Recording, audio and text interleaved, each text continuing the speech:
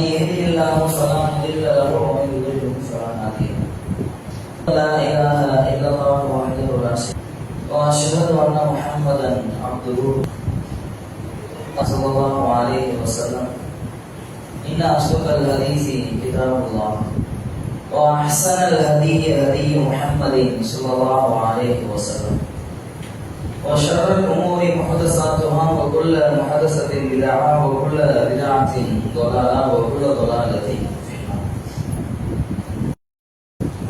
எல்லாம் அல்லாஹ்வின் நல்லடியார்களே, அல்லாஹ்வுடைய சாந்தியும் சமாதானம் எம்பெருமானார் முஹம்மது ரசூல் ஸல்லல்லாஹு அலைஹி வஸல்லம் அவர்களின் மீதும் அவர்களுடைய சொல் செயல் அங்கீகாரத்தை தம்மால் என்ற அளவு பின்பற்றி வாழ்ந்து வரைந்த உத்தம சத்திய சகாபாக்களின் மீதும் தாவீன்கள் மீதும் தமனா தாவீன்கள் மீதும் உங்கள் மீதும் என் மீதும் என்று விளவட்டமாக என்று பிரார்த்தனை செய்தவனாக என்னுடைய ஜுமா உரையை ஆரம்பம் செய்கிறேன்.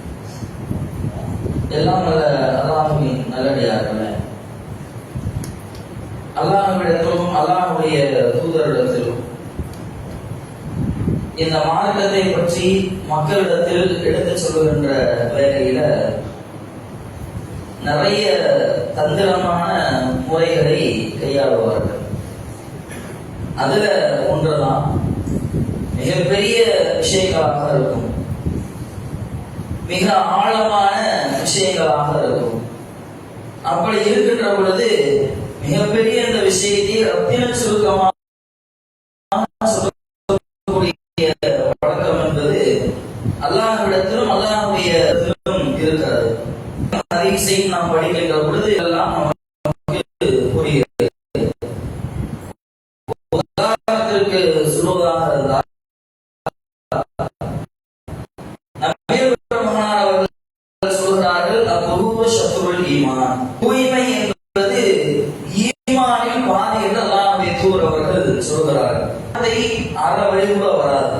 இந்த வார்த்தை என்பது ஒரு செகண்ட சொல்லி முடிச்சிடலாம், ஈமான் தூய்மை என்று. ஆனால் அதனுடைய பின்னணி, காலையில் நாம் எழுந்ததிலிருந்து தூங்கி எந்திரிக்கிறோமா, கையை நேரடியாக கொண்டு போய் பாத்திரத்தை நுழைத்து விடக்கூடாது. சாட்செல்லாம் கையை கழுவோம். பல் துளக்குவதிலிருந்து உள்ள ஆடைகளை அணுவதிலிருந்து நறுமண பொருட்களை பூசுவதிலிருந்து தலையில் இருந்து ஏராளமான விஷயங்களை இந்த மார்க்கம் நமக்கு தூய்மையாக எடுத்து சொல்கிறது. ஆனால் அதனுடைய அடித்தளம் என்பது நபி அவர்கள் சொல்லுகின்ற பொழுது ஒற்றை வார்த்தையில் முடித்து வருகிறார்கள். அப்படி அல்லாஹ்வுடைய தூதர் அவர்கள் இந்த மார்க்கத்தை பற்றி ஏராளமான இடங்களில் ஒற்றை வார்த்தையில் சொல்லியிருக்கிறார்கள். அதுல ஒண்ணுதான் நபி அவர்கள் நமக்கு சொல்லுகின்ற பொழுது அத்துஆஉ ஹுவல் இபாதா, அல்லாஹ்விடத்தில் கையேந்தி கேட்கக்கூடிய நம்முடைய பிரார்த்தனைகள், அல்லாஹ்விடத்தில் நாம் வைக்கக்கூடிய கோரிக்கைகள் இருக்கிறதே, கையேந்தி துஆக்களை செய்கிறோமே, இதை பற்றி அல்லாஹ்வுடைய தூதர் அவர்கள் சொல்கிறார்கள், நீங்கள் அல்லாஹ்விடத்தில் கையேந்தி கேட்கக்கூடிய பிரார்த்தனைகளும் ஒரு வணக்க வழிபாடு என்று அல்லாஹ்வுடைய தூதர் அவர்கள் சொல்கிறார்கள். அதை ஒரு இபாதத்தாக எடுத்து சொல்கிறார்கள். நம்மள்ட்ட கேட்போமே, இபாதத் என்றால் என்ன? நம்முடைய பதில் என்னவாக இருக்கும்? இபாதத் என்றால் அல்லாஹ்வை தொழுவது, அல்லாஹ்வுக்காக நோன்பு வைப்பது, அல்லாஹ்வுடைய பாதையில தான தர்மங்கள் செய்வது, உம்ரா செய்வது, ஹஜ் செய்வது என்று நம்முடைய பார்வையில் எதுவெல்லாம் வணக்க வழிபாடுகளாக தெரிகிறதோ இந்த விஷயங்களை எல்லாம் யோசிக்காமல் எடுத்து சொல்லுவோம். ஆனால் யாராவது ஒரு ஆள் அல்லாஹ்விடத்தில் கையேந்தி கோரிக்கை நமக்கு இருக்கிறது, கோரிக்கை கேட்பது நம்முடைய தேவைகளை அல்லாஹ்விடத்தில் நாம் கேட்பதை கூட அல்லாஹ்வுடைய தூதர் அவர்கள் ஒரு இபாதத் என்று சொல்கிறார்கள். அதற்கென்று நிறைய ஒழுங்குமுறைகளை அவர்களுக்கு கற்றுத்தருகிறார்கள். திருமறை குர்ஆனுடைய வசனங்கள் நமக்கு அதிகமாக அதை பற்றி எடுத்து சொல்கிறது. அல்லாஹ் குர்ஆனில் பேசுகிறான், யார் முஸ்லிம்களான உலகத்தில் வாழ்கிறார்களோ அவர்களுடைய பண்புகளை பற்றி எல்லாம் பேசுகின்ற பொழுது அல்லதீன யذ்குரூனல்லாஹ கியாமன் வ குஊதன் வ அலா ஜுனூபிஹிம், முஸ்லிம்கள் யார் தெரியுமா? நின்ற நிலையிலும் சரி, அமர்ந்த நிலையிலும் சரி, ஒரு புறமாக சாய்ந்து படுத்திருக்கிற நிலையிலும் சரி, அல்லாஹ்வை திக்ர் செய்து பிரார்த்தனை செய்கிறார்களே, அந்த வணக்கமே செய்கிறார்களே, அவர்கள் தான் முஸ்லிம்கள் என்று அல்லாஹ் சொல்கிறார். சொல்கிறான், நீங்க போய் மக்கள் என்னை மக்கள் அலை அஸ்தஜீபுலக்கும், உங்களுக்கு நல்லா உன்னுடைய இடத்தில் கோரிக்கை இருக்கிறதா, உன்னுடைய வாழ்க்கையில பிரச்சனைகள் இருக்கிறதா, என்னிடத்தில் கேள், உனக்கு நாம் அது தருகிறான். அதை ஒரு வணக்க வழிபாடாக இறைவன் சொல்லி தருகிறான். உலகத்தில் கோரிக்கை இல்லாத மனிதர்கள் கிடையாது, தேவைகள் இல்லாத மனிதர்கள் கிடையாது. ஒவ்வொரு மனிதரையும் தனியாக அடைந்து பேசினால் அவருடைய வாழ்க்கையில் இருக்கக்கூடிய கஷ்டங்கள் நமக்கு தெரியும். நீண்ட நாட்களாக கடன் சுமையில் இருந்து கொண்டிருப்பார், நீண்ட நாட்களாக இறைவன் குழந்தையை தராமல் சோதிப்பார், நீண்ட நாட்களாக குடும்பங்களுக்குள்ளே பல மனஸ்தாபங்கள் ஏற்பட்டிருக்கும். இப்படி பல பிரச்சனைகளை ஒவ்வொரு மனிதர்களும் கண்டுபிடிக்கிறோமே, கையேந்தி எத்தனை நபர்கள் பிரார்த்தனை செய்கிறோம். அலட்சியம், பிரார்த்தனை விஷயத்தில் அலட்சியம். பிரார்த்தனை தானே, நம்முடைய விஷயங்கள் அல்லாம எப்ப ஏற்பாடு பண்ணி கொடுக்குறானோ அப்ப நம்ம அனுபவிச்சுக்குவோம். கையேந்தி கேட்கணுமேங்க, அதற்கு ஒழுங்குமுறைகளை மார்க்கம் எதற்கான சொல்லி தருகிறது. இப்ராஹிம் அலைஹிஸ்ஸலாம் அவர்கள் என்று மக்களின் மத்தியில ஒரு தூதரை பற்றி அதிகமாக எடுத்து பேசுகிறோமே, அந்த தூதர் வாழ்க்கையில் செய்த விஷயம் என்ன? அதிகமான இடங்களில் இப்ராஹிம் அலைஹிஸ்ஸலாம் அவர்கள் செய்த ஒரு நன்மையான காரியம், ஒரு இபாதத் என்றால் பிரார்த்தனை தான். எந்த இடத்துல எடுத்து பாருங்க, பள்ளிவாசல் கட்டுறாங்க, அல்லாஹ்ட கையேந்துறாங்க. குழந்தை தேவை ஏற்படுகிறது, அல்லாஹ் இடத்தில் கையேந்துகிறார்கள். குழந்தை அறுப்பதற்கு முனையக்கூடிய அந்த காரியம் வருகிறது, அல்லாஹ்விடத்தில் பிரார்த்தனை செய்கிறார்கள். குழந்தையை இறைவன் தருகிறார், நன்றி செலுத்துவதற்காக பிரார்த்தனை செய்கிறார்கள். எங்கு திரும்பினாலும் சரி, அந்த தூதருடைய வாழ்க்கையில் அதிகமான பகுதிகள் என்றால் அது பிரார்த்தனைகள் தான். அல்லாஹ்விடத்தில் நண்பன் என்கின்ற பெயரை வாங்கினார்கள். அப்ப இந்த பிரார்த்தனை விஷயத்தில் மார்க்கம் நமக்கு சொல்லித் தரக்கூடிய ஒரு சில ஒழுங்குகள். திருமலை குர்ஆனில் இறைவன் சொல்கிறார், ஒரு தூதர் செய்த பிரார்த்தனையை பற்றி இறைவன் எடுத்து சொல்கிறார். இது நாதா ரப்பஹு நிதானம் கஃபியா.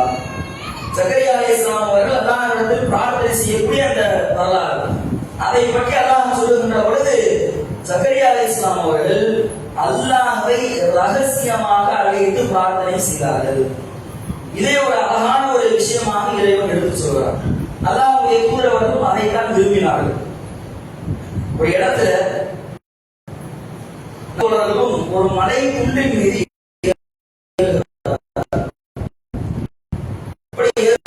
பொழுது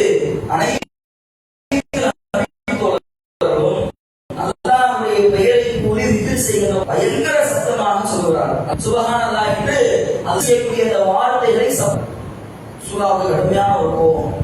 என்ன எதுக்காக இவ்வளவு சத்தமா நீங்க துவா செய்றீங்க, அல்லாஹ்வை அழைக்கிறீர்கள், அல்லாஹ் என்ன சொல்றான்?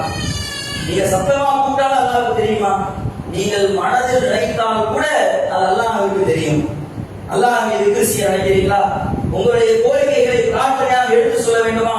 மனதிற்குள்ளே ரகசியமாக கேட்க வேண்டும் என்று அல்லாஹ்வுடைய தூதர் அவர்கள் பாடம் நடத்துகிறார். நிறைய பள்ளிவாசல்கள் எடுத்துக்கோங்க, தொழுகை முடிஞ்ச உடனே இமாம் அரபியில ஒரு பாட்டு பாட ஆரம்பிப்பார். அல்ஹம்துலில்லாஹ் ஆரம்பிக்கிறது தான். என்ன ஓதுறாருன்னா அவருக்கும் தெரியாது, பின்னால் இருக்கக்கூடிய மக்களுக்கு விளங்காது. மக்கள் இருக்கக்கூடிய ஒரே விஷயமா எங்க நிப்பாட்டாரோ அங்க ஆமீன் சொல்லணும், அந்த ஒரு விஷயம் தான் மக்கள் வழங்கி வச்சிருக்காங்க. அப்ப இந்த மாதிரியான பிரார்த்தனைகள் எங்கே எல்லாம் மக்களுடைய சபை கூடுகிறதோ அங்க ஒரு ஆள் அரபியில சொல்லணும், அல்லது தமிழர்களுடைய கோரிக்கைகளை கேட்கணும். அதை கேட்க முடிந்த உடனே பின்னால் இருக்கக்கூடிய மக்கள் ஆமீன் சொல்லணும். இந்த பிரார்த்தனை வழிமுறைகளை மார்க்கம் நமக்கு ஒரு காலம் அங்கீகரிக்க கிடையாது, வழிகாட்டியது கிடையாது. நம்முடைய பிரச்சனைகள், நம்முடைய கோரிக்கைகள் என்பது நமக்கு தெரியும். ரகசியமாக அல்லாஹ்விடத்தில் தான் கேட்க வேண்டும் ஒழிய இந்த முறையை மாற்றி வைக்க கூடாது. நிறைய இடத்துல நடக்குதுல. இந்த ஒரு ஒழுங்குமுறை என்பதை நாம் மிக நிச்சயமாக பேணி பாதுகாக்க வேண்டிய ஒரு ஒழுங்குமுறை. ஏன்னா நிறைய நபர்கள் நம்முடைய கஷ்டங்களை வெளியே சொல்லுவோம். மன கஷ்டத்தை வெளியே சொன்னா என்ன, 4 பேர் சிரிப்பானோ, 4 பேர் கொள்வார்களோ, இந்த சிந்தனையில நம்முடைய மனதில் இருக்கக்கூடிய கஷ்டங்களை வெளியே சொல்லாத நபர்கள் நிறைய நபர்கள். அப்ப இவர்களை போன்ற மனிதர்களுக்காக வழிமுறை ஏற்பாடு செய்யலாம். கஷ்டமா ஏண்டவா சொல்லு, உங்களை நான் தீர்க்கிறதா இறைவன் ஒழுங்குமுறை. அல்லாஹ்விடத்தில் பிரார்த்தனை என்றால் அதை ரகசியமாக அமைத்துக் கொள்ள வேண்டும். அதே நேரத்தில் அல்லாஹ்விடத்தில் பிரார்த்தனை செய்கின்ற பொழுது வலியுறுத்தி அல்லாஹ்விடத்தில் கேட்க வேண்டும். அல்லாஹ் சொல்றார், நீ அல்லாஹ் துஆ கேட்கிறீங்களா, அல்லாஹ்விட பிரார்த்தனை செய்கிறீர்களா, வலியுறுத்தி அல்லாஹ்விடத்தில் நீங்கள் கேளுங்கள்.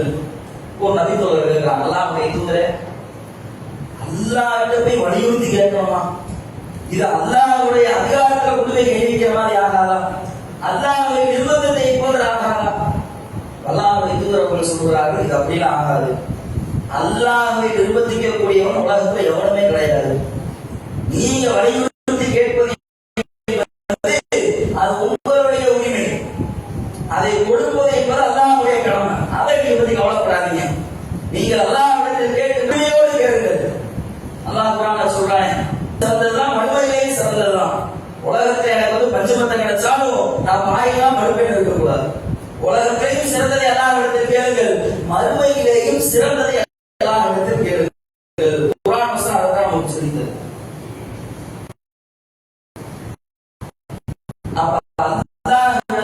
எந்த ஒரு பிரார்த்தனைகளை நாம் முன்வைத்தாலும் சரி, ஏன்னா எல்லாம் நம்ம பார்க்கிறோம். ஒரு ஆளுக்கு கூலிக்கு வேலை போயிட்டு என்னுடைய சமுதாயம் காரணம் சொல்ல முடியாது. அவர்களிடத்தில் பண்பாக தான் பேசணும். அதை இணைத்துக் கொண்டு அல்லாஹ்வையும் அவர்களை போல நாம் இணைத்துக் கொண்டு இருக்கிறோம். அது ரொம்ப தவறு. அல்லாஹ்வை நம்ம பிரார்த்தனை செய்கின்ற பொழுது உரிமையோடு கேட்கலாம். இறைவா, பொருளாதார கஷ்டமா இருக்கு, உன்னையை தவிர இதை நீக்குவோம் உலகத்தில் எவ்வளவே கிடையாது, நீ தான் நீக்கி தரணும். நீண்ட நாட்களாக குழந்தை இல்லாமல் சிரமப்படுகிறேன், இந்த குழந்தை செல்வத்தை நீ தானே எனக்கு தரணும். உரிமையோடு அல்லாஹ்விடத்தில் கேட்கலாம். அல்லாஹ்வுடைய தூதர் அவர்கள் அதைத்தான் சொல்லி தருகிறார்கள், உரிமையோடு கேளுங்க. அப்ப இந்த ஒரு விஷயத்தையும் நாம் பேணி நடக்க வேண்டும். அடுத்ததாக அல்லாஹ்வுடைய தூதர் அவர்கள் சொல்கிறார்கள், நீங்கள் அல்லாஹ்விடத்தில் பிரார்த்தனை செய்கின்ற இந்த பிரார்த்தனையில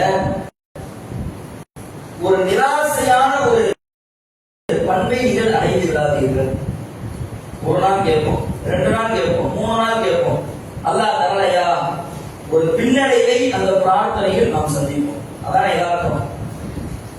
திருமணம் ஆகிறது, குழந்தையை இறைவன் தரவில்லை, 1 வருடம் வரைக்கும் பெண் குழந்தைகள் தான் வேணும்னு நிற்பான், ஆம்பளை பிள்ளைதான் வேணும்னு நிற்பான்.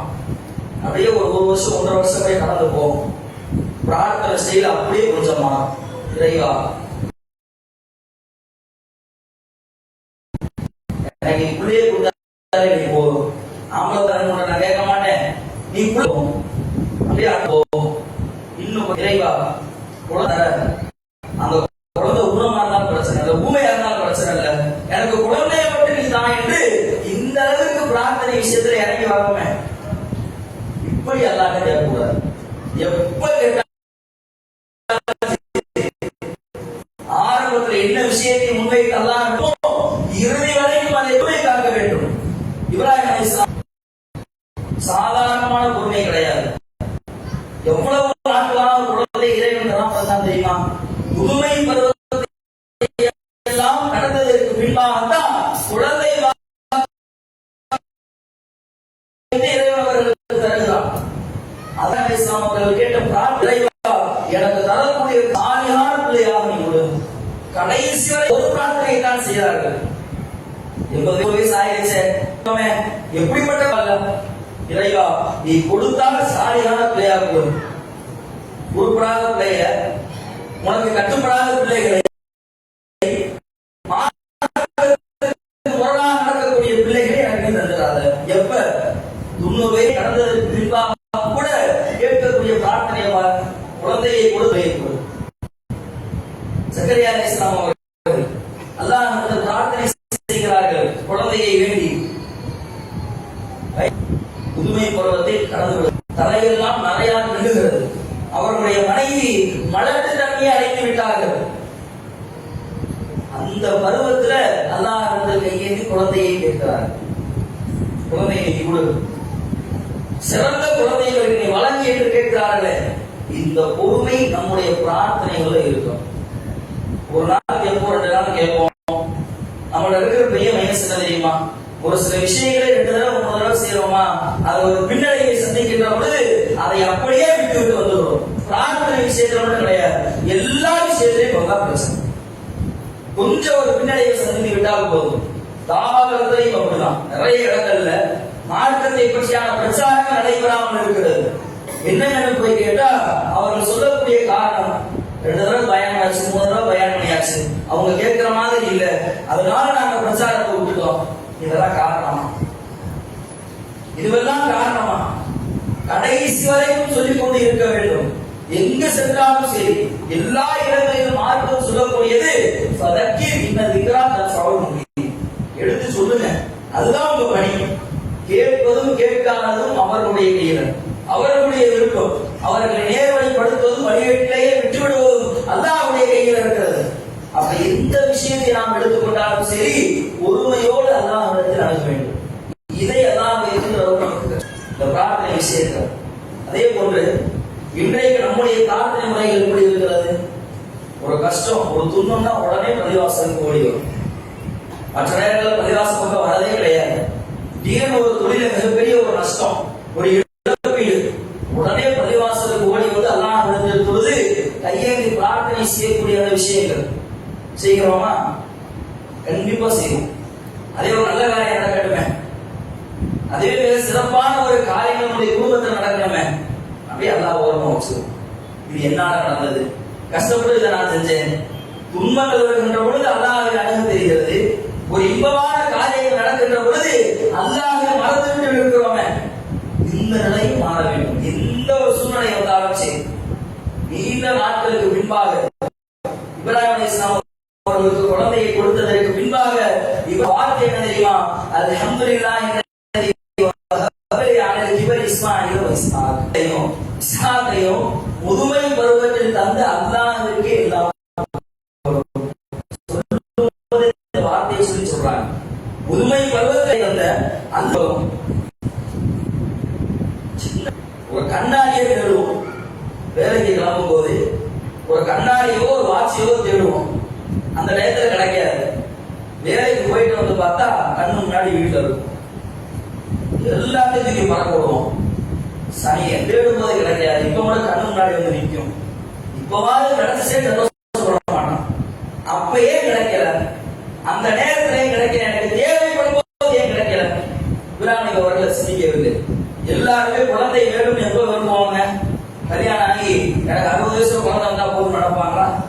கல்யாணம் ஆகி அதிகபட்சம் 1 வருஷம் 2 வருஷத்துல இந்த குழந்தை வேணும். இதைத்தான் எல்லாருமே விரும்புவாங்க. இப்ராஹிம் அலைஹிஸ்ஸலாம் அவர்களும் அதைத்தான் விரும்பி இருப்பார்கள். ஆனா அல்லாஹ் கொடுத்தது முழுமை கொள்வதை தாண்டி கொடுக்கிறான். அதை வாங்கி கொண்டதற்கு பின்பாக இப்ராஹிம் அலைஹிஸ்ஸலாம் அவர்கள் முகத்தை சுழிக்கிறார். தேவைப்படுவது நீ கொடுக்கல. இளமை பருவத்தில் நான் தராத்திரமாக இருக்கின்ற பொழுது எனக்கு நீ குழந்தையை கொடுக்கலையே, இப்ப போய் நீ குழந்தையை கொடுக்கிறீ கேட்டாங்களா? முதுமை பருவமாக இருந்தாலும் இந்த நேரத்தில் எனக்கு குழந்தையை கொடுத்த உனக்கே புகழ் அனைத்தும். அப்ப இந்த ஒரு விஷயத்தை நம்முடைய வாழ்க்கையில் எத்தனை பேர் நம்ம வந்து ஏற்றுட்டு நடக்கிறோம்? எல்லா விஷயத்திலையும் கொஞ்சம் காண தவறி போயிட்டா போதும். அல்லாஹ் நமக்கு கொடுக்கக்கூடிய அருள்படைகள்ல உடனே நிராசை அடைந்து விடுவது. அல்லாஹ் எனக்கு எதுவுமே செய்வது இல்லையா? அல்லாஹ் எவ்வளவு கோரிக்கைகள் நான் கேட்கிறேன், அல்லாஹ் எனக்கு கிடையாது. இது மாதிரியான நேரங்களில் இஸ்லாம் என்று புரிந்து கொள்ளக்கூடிய ஒரு அடிப்படையான ஒரு விஷயம். அல்லாஹ் அந்த கோரிக்கைகளை கேட்டுக்கொண்டே வருவோம். அந்த கோரிக்கைகளை உலகத்தில் அல்லாஹ் செய்து தராமல் இருந்தாலும் கூட அதனுடைய பலனை அல்லாஹ் நாளை மறுமை நமக்கு தருவான். இந்த ஒரு சிந்தனை நம்முடைய உள்ளத்தில் ஆழமாக பதிய வேண்டும். கோரிக்கைகளை கேட்கின்ற பொழுது ஒரு சில விஷயங்கள் அல்லாஹ் நமக்கு தருவான், ஒரு சில விஷயங்களை அல்லாஹ் தராமல் நமக்கு தாமதிப்பான் அல்லது கொடுக்காமலேயே நமக்கு விட்டு விடுவான். அப்படியாக இருந்தால் ஒரே ஒரு விஷயத்தை முன்பினர்களாக நீங்கள் உள்ளத்தில் ஆழமாக பதிய வைத்துக் கொள்ளுங்கள். இதனுடைய பிரதிபலனை நாளை மறுமையில் நாம் அனுபவிக்க இருக்கிறோம். அந்த விஷயத்தினுடைய இடையே பின்னடைவாக நடத்துகிறார். கேட்டுக்கொண்டே இருப்போம். கேட்கக்கூடிய உரிமையை அல்லாஹ்வும் அல்லாஹ்வுடைய தூதரவரும் நமக்கு தந்திருக்கிறார். அப்ப கஷ்டமான ஒரு சூழ்நிலை, ஒரு இன்னலான ஒரு சூழ்நிலை எடுத்த உடனே உலகத்தை நோக்கி ஓடாமல் அல்லாஹ்விடத்தில் கையேந்தி பிரார்த்தனை செய்யக்கூடிய ஒரு வழிமுறை நமக்கு வரணும். அலட்சியம் அவ்வளவு அலட்சியம். ஒவ்வொரு தொழுகை முடிந்த உடனே சொல்லுவாங்க, சும்மா தொழுக முடியுதா? 1:32க்கு முடியுது, அல்லது 1:35க்கு முடியுது, அடுத்த 2 நிமிஷம் 1:37க்கு பாருங்க பள்ளியே காலியா போயிடும். ஒரு 2 நிமிஷம் உட்காருவோமே, ஒரு 5 நிமிஷம் உட்காருவோமே, திக்ர் செய்வோமே, அல்லாஹ்விடத்தில் கையேந்தி நம்முடைய கோரிக்கைகளை கேட்போமே, அதற்காக ஒரு நாளைக்கு ஒரு 10 நிமிடத்தை நாம் ஒதுக்குவோமே, சிந்தனையே நமக்கு வராது. உலகத்தை நோக்கி ஓடுறோம். பொருளாதாரத்தினுடைய மோகம் இன்றைக்கு நிறைய விவாதத்தான காரியங்களுக்கு மிகப்பெரிய ஒரு தடையாக இருக்கிறது. அல்லாஹ்வுடைய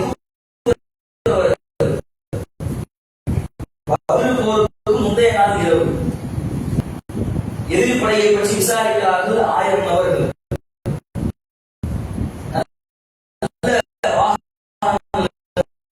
இருக்கிறது, எதிர்ப்படையில நல்ல ஆயுதங்களும் இருக்கிறது, எதிர்ப்படவில்லை, நல்ல தரகாந்தரமாக ஒரு 1000 நபர்கள் வந்து இருக்கிறார்கள். இஸ்லாமிய முறையில பார்த்தா 300 பேர். சரியாக சாப்பிடுவதற்கு உணவு கூட கிடையாது, செய்வதற்கு வாகனங்கள் கூட கிடையாது, செய்வதற்கு சரியான ஆயுதங்கள் கூட கிடையாது.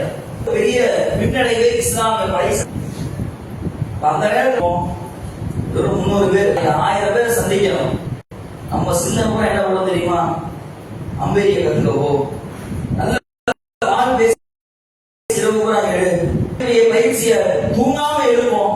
நம்முடைய சின்ன கூட அப்படிதான் போகும். அல்லாஹ் எதிர்வர்கள் நேரம் அல்லாட்ட போறாங்க. உலகத்துல எது நடக்குதோ நடக்கலையோ அதை மாற்றி அமைக்கக்கூடிய ஆற்றல் என்பது அல்லாஹ் கொண்டுதான் இருக்கு. அதுல ரசூலுல்லாஹ் உறுதியா இருந்தாங்க. நேரம் அல்லாட்ட போய் கையேந்தி பிரார்த்தனை செய்கிறார்கள், அழுது கொண்டு செய்து கொண்டே இருக்கிறார்கள். அபூபக்கர் பார்த்துட்டே இருக்கிறாங்க. ஒரு கட்டத்துக்கு மேல அபூபக்கர் ரலியல்லாஹு அன்ஹு அவர்களால் பொறுமையா இருக்க முடியல. நபி அவர்களுடைய மேலாடை எல்லாம் கையேந்தி பிரார்த்தனை செய்ததற்கு காரணமாக மேலாடை கீழே விழுகிறது. அபூபக்கர் போறாங்க, மேலாடை எடுத்து ரசூலுல்லாஹ் முதுகுல போட்டு அல்லாஹ்வுடைய தூதரே பிரார்த்தனை செஞ்சதெல்லாம் போதும், உங்களுக்கான வெற்றி அல்லாஹ் நிச்சயம் வாங்க வேண்டி அபூபக்கர் அவர்கள் அழைத்ததற்கு பின்பாகத்தான் அல்லாஹ்வுடைய தூதர் அவர்களை கிளம்பி வராங்க. அப்போ ஒரு விஷயத்தை இருக்கிறார்கள், உலகத்திலே என்ன நடந்தாலும் சரி அதை மாற்றி அமைக்கக்கூடிய ஒரு ஆற்றல் என்பது பிரார்த்தனையின் மூலம் அல்லாஹ் மாற்றி அமைப்பான். நம்ம தேவைக்கு தான் அல்லாஹ்வை அணுகிறோம். ஒரு வீடு ப்ராஜெக்ட் ஒன்று எடுத்திருக்கோம், நம்பிக்கோம் இருக்கு, பாதி வேலையை முடிச்சிருவோம். திடீர்னு அடுத்து 50 லட்சம் ரூபாய் தேவை, ஒரு பள்ளிவாசல் கேட்போமே, ஒன்னும் பள்ளிவாசல் வந்து இப்படி செய்வா தெரியுமா, கஷ்டப்பட்டு எப்படியோ நான் 50 லட்சம் ரூபாய் திறப்பிட்டேன், இவர் தரப்பா அதுவே நான் தான் கைக்கு வந்துச்சுன்றது குறைக்க தெரியல. எப்படியோ கஷ்டப்பட்டு நான் 50 லட்சம் ரூபாய் நான் திரட்டிட்டேன், இன்னொரு 50 லட்சம் ரூபாய் தேவை.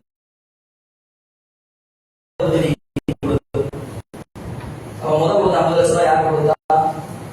நம்முடைய கையிற்கு அல்லாஹ் நாடியதான் நமக்கு வந்தது. அதுல உறுதியா இருக்கும். எந்த ஒரு முஸ்லிமாக இருந்தாலும் சரி, ஒரு ரூபாய் நம்முடைய கையிற்கு வந்தாலும் கூட அல்லாஹ் நாடியதின் விளைவாகத்தான் நமக்கு வந்தது. எவனாலே நமக்கு வர கிடையாது. அல்லாஹ் தரக்கூடாது நினைத்திருந்தால் வரவே செய்யாது. ஒரு ஐந்து தாபத்தில் அல்லாஹ் ஒரு இஸ்லா அல்லாஹ் வெறுசுதான் வையாது. அல்லாஹ் குர்ஆனில் சொல்றான், உயிரினங்கள் உலகத்தில் வாழ்கிறது எதுவுமே தன்னுடைய உணவை சுமந்து கொண்டே செல்வது கிடையாது. உலகத்துல வாழ்றோம், இன்றைக்கு 50 வயசு 60 வயசு, உலகத்துக்கு வரும்போதே 50 வருடத்துக்கு உண்டான உணவுப் பொருட்களை சேர்த்தா கொண்டு வந்தோம். 50 வருஷத்துக்கு நம்ம யூஸ் பண்ணிருப்போமே ஆடைகள் எல்லாத்தையும் கையோட கொண்டுகிட்டா வந்தோம்.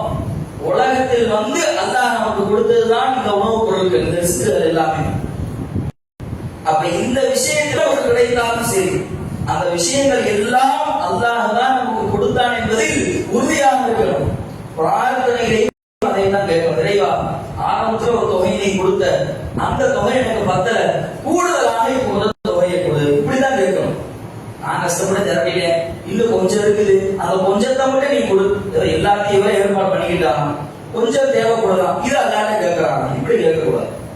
அப்ப இந்த பிரார்த்தனை விஷயத்துல கூடுதலாக அல்லாஹ்வுடைய தூதர் அவர்கள் முக்கியத்துவம் வாய்ந்த ஒரு சில பிரார்த்தனைகள் அல்லாஹ்வுடைய தூதர் அவர்கள் சொல்றார். அபூதாவூத், திருமதி போன்ற செய்திகளில் பதிவு செய்யப்பட்ட நபிமொழி.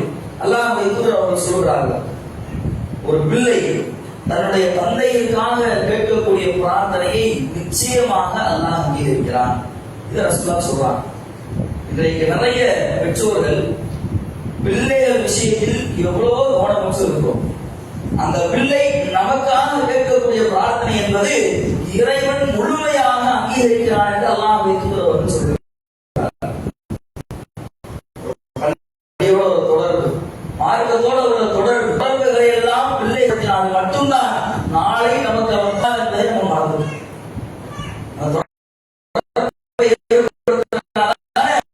நமக்காக பிரார்த்தனை செய்வான். இதற்கெல்லாம் வைத்துள்ளவர்கள் அதிக முக்கியத்துவம் தருகிறார்கள்.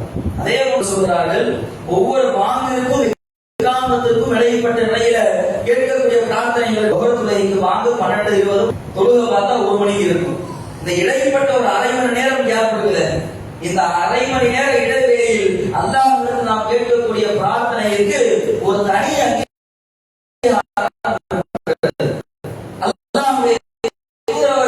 அதற்கு தருகிறார்கள்.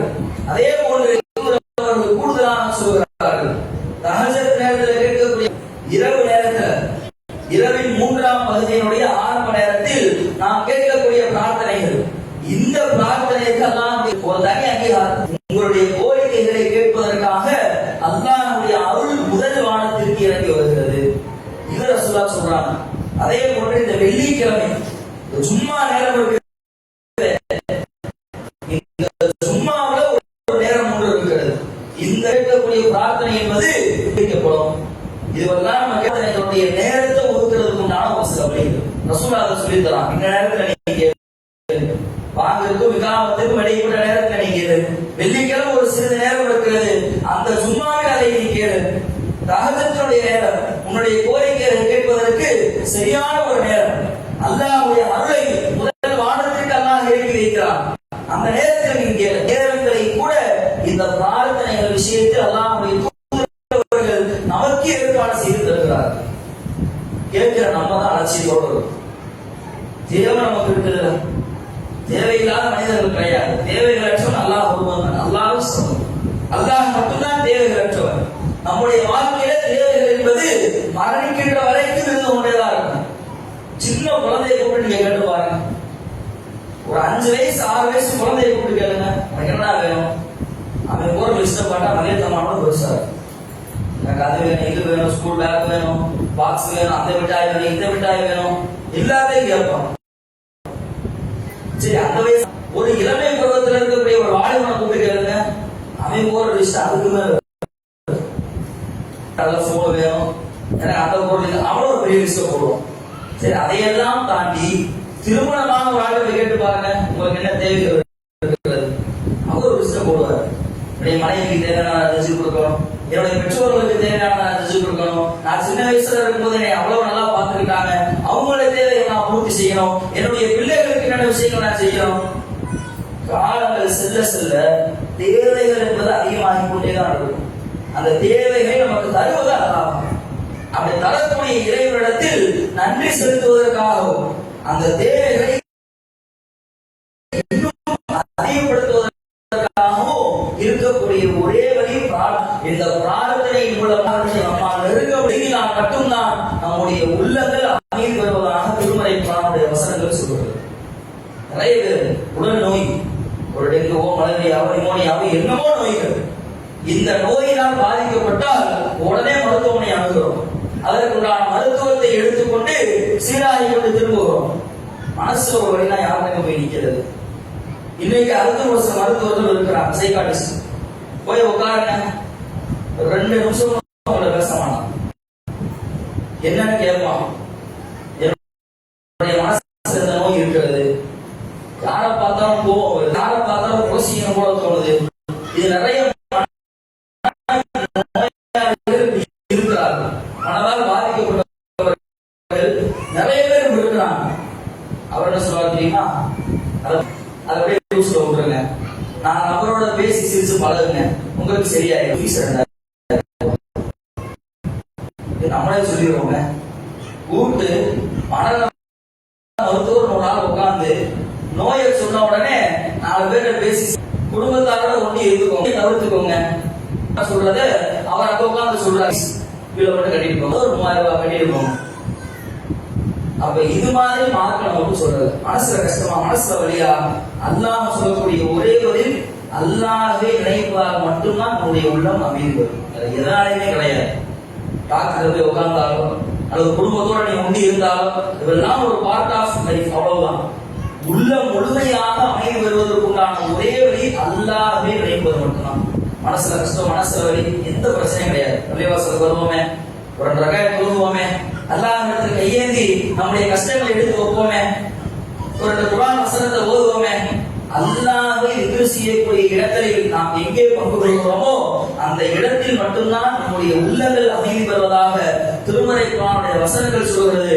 அப்படிப்பட்ட பிரார்த்தனைகள் நம்முடைய வாழ்க்கையை நாம் செய்து நம்முடைய மன கஷ்டங்களை போக்கி அல்லாஹ்விடத்தில் நம்முடைய நெருக்கத்தை அறியப்படுத்தக்கூடிய மக்களாக அல்லாஹ் உங்களை ஆக்கிரமிப்பானாக என்று கூறி என்னுடைய முதல் உரையை நிறைவு செய்கிறேன். அஸ்ஸலாமு அலைக்கும் வரஹ்மத்துல்லாஹி வபரகாத்துஹு.